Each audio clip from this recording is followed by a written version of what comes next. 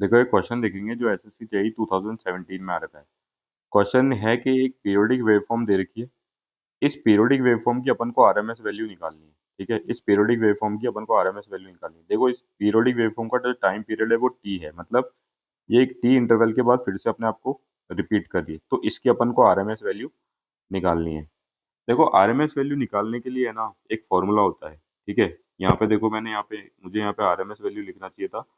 ठीक है, RMS value का फॉर्मूला होता है कि भाई सबसे पहले तो वेव फॉर्म की इक्वेशन निकाल लो। ठीक है, वेव फॉर्म की इक्वेशन निकाल लो एफ टी, जैसे कि ये जो वेव फॉर्म है जीरो से लेके टी टाइम पीरियड तक, इस वेव फॉर्म की इतनी की क्या निकालो, इक्वेशन निकालो, जिसको कुछ भी नाम दे दो, जैसे कि मैंने यहाँ पे नाम दिया एफ टी। ठीक है, फिर उस इक्वेशन का स्क्वायर करो। ठीक है, स्क्वायर करने के बाद उस इक्वेशन को इंटीग्रेट करो टाइम पीरियड के अंदर। ठीक है, जैसे इसका टाइम पीरियड है जीरो से two, integrate over time period. ठीक है, जितना उसका टाइम पीरियड है उसके उस इंटरवल में उसके इक्वेशन के स्क्वायर को इंटीग्रेट करो। फिर उसको अपने वन अपॉन टाइम पीरियड, मतलब उसको अपने टाइम पीरियड से क्या कर दो, डिवाइड कर दो। फिर इस पूरी चीज का क्या ले लो, रूट ले लो। ठीक है, इसका ये फॉर्मूले का ये मतलब होता है। ठीक है, तो अपने पास किसी भी वेव फॉर्म की क्या होगी, आरएमएस वैल्यू निकल के आ जाएगी। देखो मैं फिर से बोलता हूँ, सबसे पहले तो इक्वेशन निकालो वेव फॉर्म की। ठीक है, सही वेव फॉर्म की इक्वेशन निकालो, मान लो एफ टी आई। ठीक है, फिर उस वेव फॉर्म का स्क्वायर करके उसको डिफरेंशिएट करो टाइम पीरियड के अंदर। ठीक है, उस गिवन टाइम पीरियड के अंदर। ठीक है, जीरो से टू, फिर जो डिफरेंशिएशन डिफरेंशिएट नहीं, इंटीग्रेट करो टाइम पीरियड के अंदर। फिर जो इंटीग्रेट करने पे जो रिजल्ट आया उसको वन अपॉन टाइम पीरियड से क्या करो, डिवाइड करो। फिर इस पूरी चीज का क्या ले लो, रूट ले लो, तो अपने पास क्या होगी, आरएमएस वैल्यू निकल के आ जाएगी। अब देखो समस्या ये है यहाँ पे कि अपन को इस वेव फॉर्म की क्या निकालनी है, इक्वेशन निकालनी है। ठीक है, इस वेव फॉर्म की क्या निकालनी है, अपन को इक्वेशन निकालनी है। ये सबसे बड़ा काम रहता है, इसके अलावा और कुछ भी काम नहीं रहता है इसमें, बाकी तो सब सॉल्व करना रहता है। तो देखो मैंने इस वेव फॉर्म को फिर से बना दिया। ठीक है, ये वाली एक्सिस एफ टी दे रखी थी, ये वाली एक्सिस टी दे रखी थी, स्मॉल टी। ठीक है, और इंटरवल दे रखे थे टी बाई टू से टी, और ये जीरो से टी, जीरो से टी बाई टू, और ये एम्पलीट्यूड दे रखे थे सिक्स पॉजिटिव में और नेगेटिव में माइनस सिक्स। तो देखो इस पूरे इस एफ टी की इक्वेशन को मैंने दो पार्ट में डिवाइड किया। ठीक है, एक तो मैं जीरो से लेके टी बाई टू तक बनाऊंगा। ठीक है, और एक टी बाई टू से टी तक बनाऊंगा। देखो दो डिफरेंट लाइन बन रही है, एक तो ये वाली लाइन है, इस लाइन की इक्वेशन हो जाएगी। ठीक है, जो जीरो से टी टी बाई टू के टाइम इंटरवल में हो जाएगी, और एक इस वाली लाइन की इक्वेशन हो जाएगी जो टी बाई टू से टी की इंटरवल में हो जाएगी। देखो मैंने यहाँ पे यही किया, जो मेरा एफ टी था, जो मेरा सिंगल एफ टी था।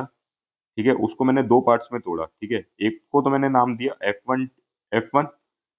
ठीक है, एफ वन का नाम दिया। ठीक है, और वो किस इंटरवल में है, जीरो से टी बाई टू, मैंने आपको यहाँ पे भी बता दिया। इस वाली जो लाइन है, इसको मैंने एफ वन नाम दिया। ठीक है, इसका जो मतलब इसकी जो वेव फॉर्म आएगी उसको, वेव फॉर्म इसकी जो ग्राफ की इक्वेशन आएगी, सॉरी मैं ढंग से बोलता हूँ, इसकी जो ग्राफ की इक्वेशन आएगी उसको मैंने एफ वन नाम दिया। ठीक है, और उसका इंटरवल कितना है, जीरो से टी बाई टू। स्क्वायर तो अपन को करना ही था। ठीक है, और इंटीग्रेट भी करना था, और किस इंटरवल क्या लिया मैंने, जीरो से टी बाई टू।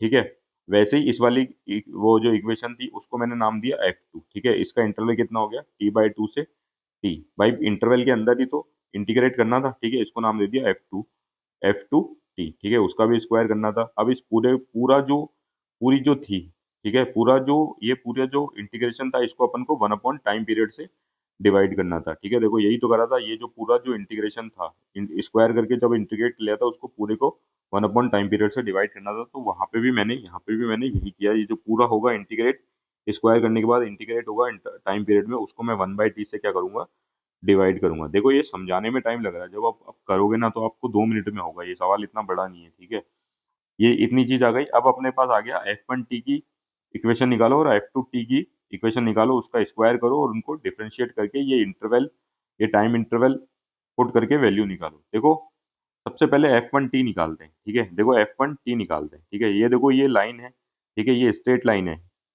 ठीक है, एफ वन टी क्या है, ये लाइन है, स्ट्रेट स्ट्रेट लाइन है जो ओरिजिन से पास करी है। ठीक है, तो देखो इसकी इक्वेशन जो ऐसी लाइन की इक्वेशन जो ओरिजिन से पास होती है, उसकी इक्वेशन का फॉर्मूला होता है y equals to m x. ठीक है, y equals to m x. ठीक है, अब देखो यहाँ पे y कोऑर्डिनेट क्या है, y क्या है, एफ वन टी। ठीक है, यहाँ पे मैंने लिख दिया एफ वन टी, और x क्या है देखो अपना t। ठीक है, और m यहाँ पे जो स्लोप होता है, स्लोप का फॉर्मूला होता है y2 minus y one upon x2 minus x one. तो देखो मैंने ये एक्स और x1 y1 के कोऑर्डिनेट लिख लिए, यहाँ पे 0,0 हो जाएंगे, कोई दिक्कत ही नहीं है इसमें तो।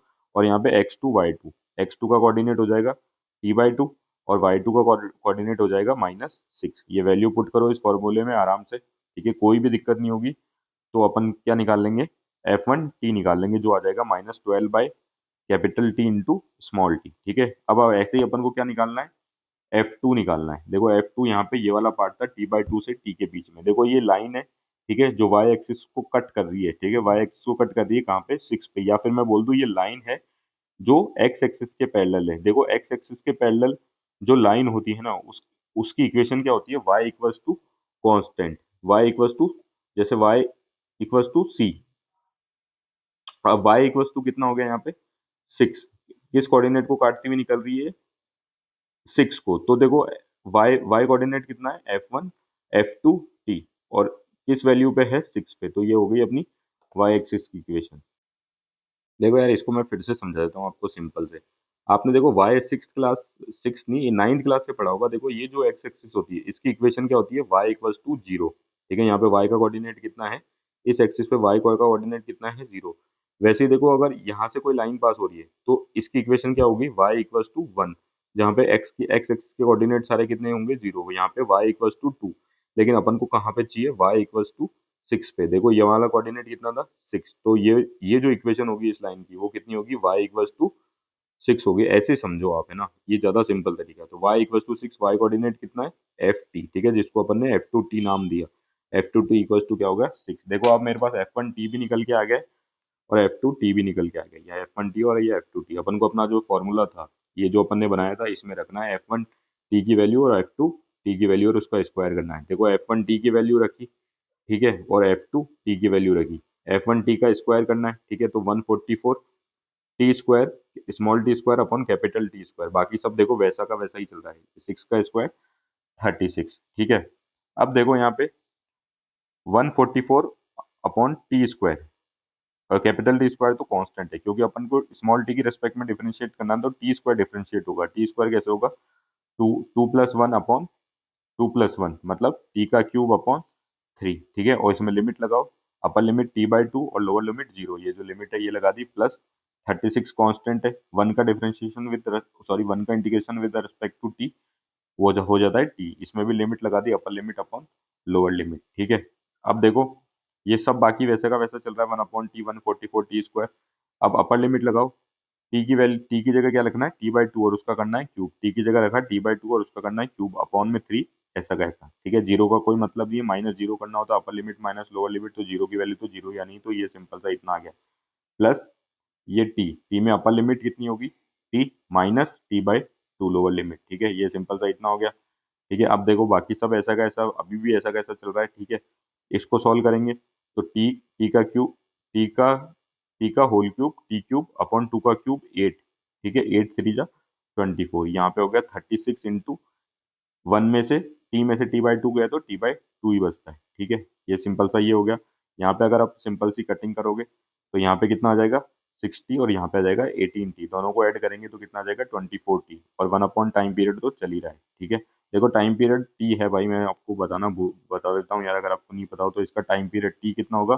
देखो 0 से लेके t, ये कंप्लीट एक जो पूरी वेवफॉर्म है उसका कितना टाइम पीरियड है, t, तो ये जो 1 अपॉन टी है, यहाँ पे फॉर्मूले में जो 1 अपॉन टी होता है, यहाँ पे भी जो फॉर्मूले में वन टी की वैल्यू होगी वो कितनी होगी, टी ही होगी। तो देखो यहाँ पे अगर आप और सॉल्व करोगे, ठीक है, तो ये टी से ये टी कैंसिल हो जाएगा, ठीक है, 24 आ जाएगा, अंडर रूट, इसको 6 इंटू 4 लिख दो, 6 को 3 इंटू 2 लिख दो, और 4 को 2 इंटू 2 लिख दो, 2 का पेड़ बन गया, उसको बाहर निकालो, 3 इंटू 2 6, तो ये जो होगा ये क्या हो जाएगा, अपना आंसर हो जाएगा इस ग्राफ की RMS वैल्यू, ठीक है। Thank you.